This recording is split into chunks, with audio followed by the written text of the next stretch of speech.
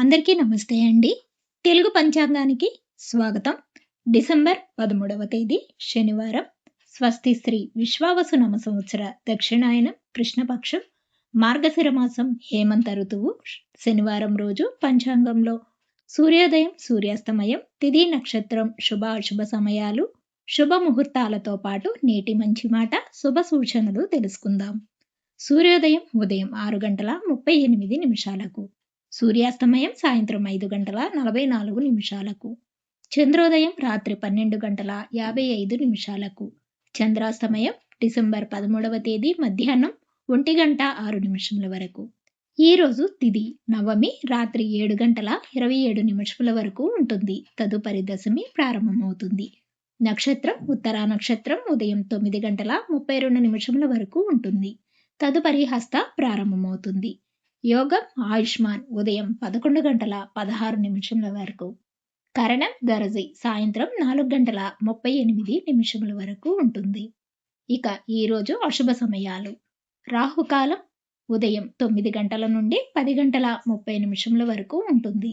యమగండ కాలం మధ్యాహ్నం 1:30 నుండి 3 గంటల వరకు ఉంటుంది. గుళికా కాలం ఉదయం 6:30 నుండి 8 గంటల వరకు ఉంటుంది. దుర్ముహూర్తం ఉదయం 6:30 నుండి 7:36 వరకు ఉంటుంది. వర్జము ఉదయం 3:06 నుండి 4:52 వరకు ఉంటుంది.